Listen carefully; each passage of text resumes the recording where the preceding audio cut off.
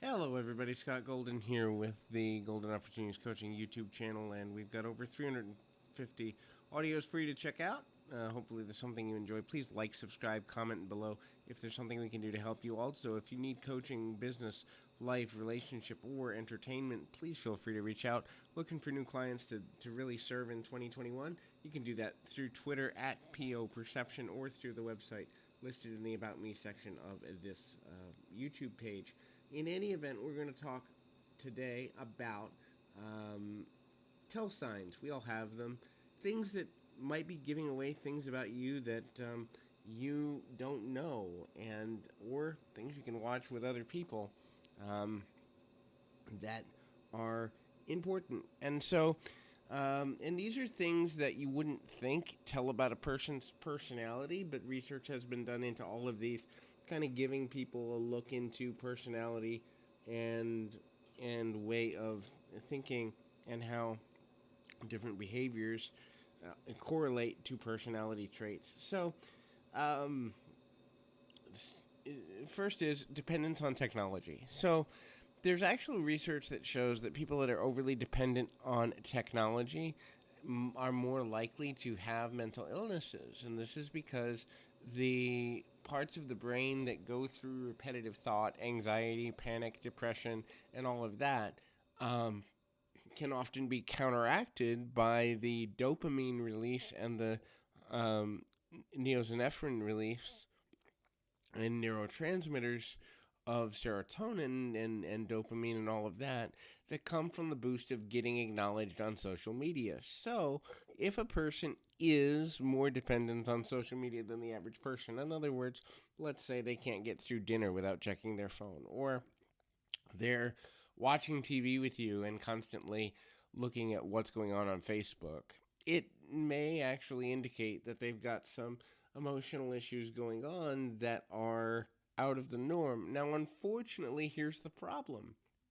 If one does enough research, they can see that the rise of social media over the last, let's say, 15 years or so, that sounds about right because many of these apps have been around for about that long. I mean, there was the MySpace generation of the 2005, 2008 era, and then Facebook and other apps became more popular in the last 10 years. But regardless, these applications have actually contributed to the mental illness of younger people. Younger generation diagnosis in teenagers is higher than ever before, and there are researchers who believe that there is a correlation with the need for constant validation through social media contributing to changing neural pathways in the brain. And I know a lot of people aren't going to be comfortable with that, but it is something to watch for, especially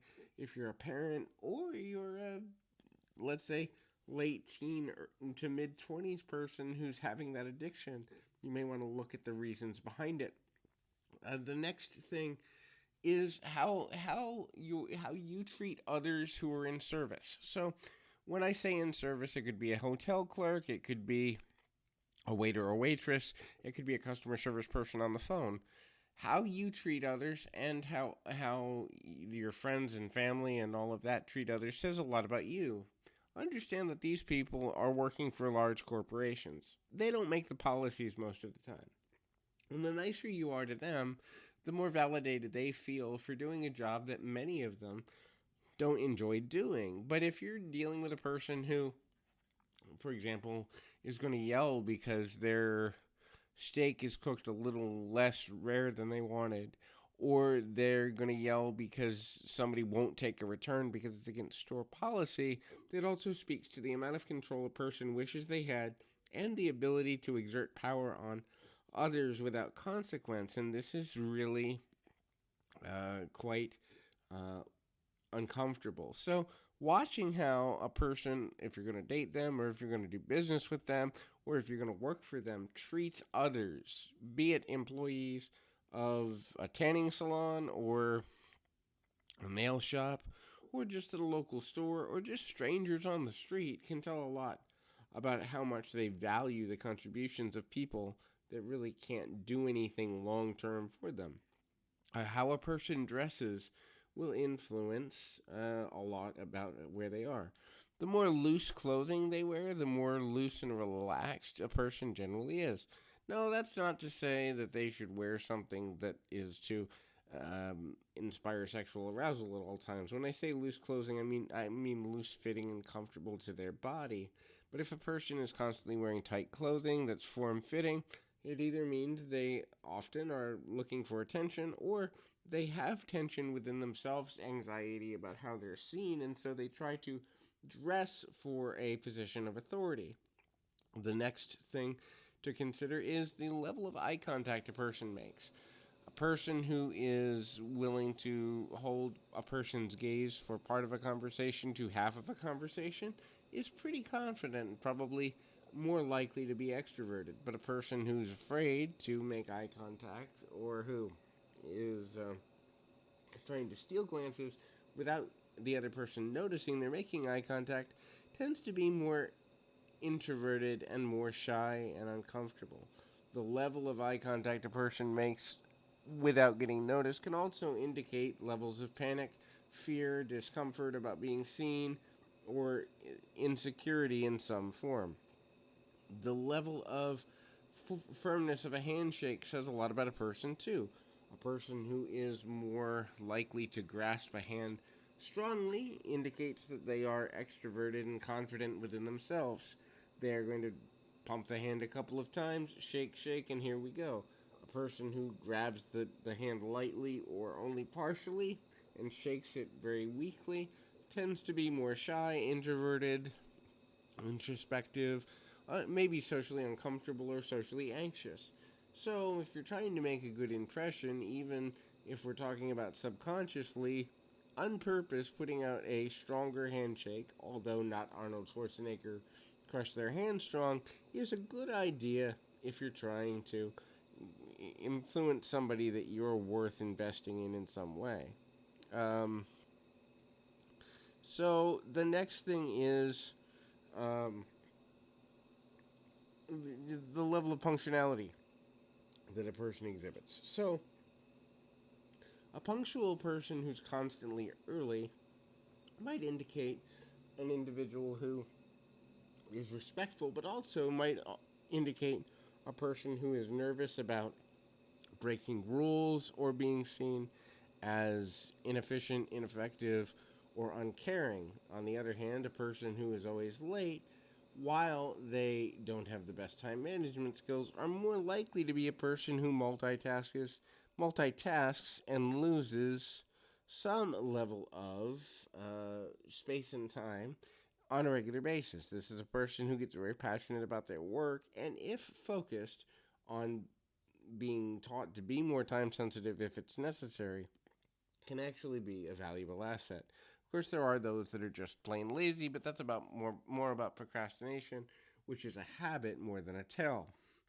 The next thing to think about is the level of selflessness of a person when going out. Something as simple as saying to a friend or family member or partner, "Hey, do you want anything while I go, where I go?" Or calling and making sure that a partner or a friend doesn't want something at the store if you're going, or at a restaurant if you're going through the drive-through. These small acts speak to the selflessness and contributive nature of a person. So if a person is unwilling to do that, and it doesn't matter the size, obviously we can't all buy $1,000 handbags for our friends and family, but $1 burger from the local fast food place even is just the thought. The more selfless a person is, the more likely they will be to bring small gifts, or at least offer to, in their daily travels. The next thing to consider is the level of sarcasm a person shows. If a person is always sarcastic, they often may be hiding inner pain. Now, we have moved into a society where, especially in Western culture, where sarcasm is almost seen as a different language. It's a language of connection for lots of people, but we also have people that are in more emotional pain than ever before because traumas are happening to people younger.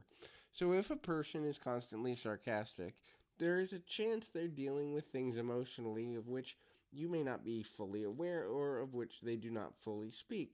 So it is important to look at sarcasm from, gee, that was funny, but if they're always that way, is there something more to the story? The last is where a person's gaze goes when people watching. If a person watches what's right close to them and moves their head quickly and rapidly, they are more likely to be a nervous person. If they tend to gaze further out, make eye contact and other nonverbal cues towards an individual or group of individuals that are further away, let's say 10 feet or more, these are individuals that are more confident and more willing to be open to new social experiences and may find it easier or simpler to make friendships. These tells don't apply to all people, but do apply more than most people think and can be useful when trying to understand a new person in your life. Anyway, till next time, keep your feet on the ground, your mind in the moment.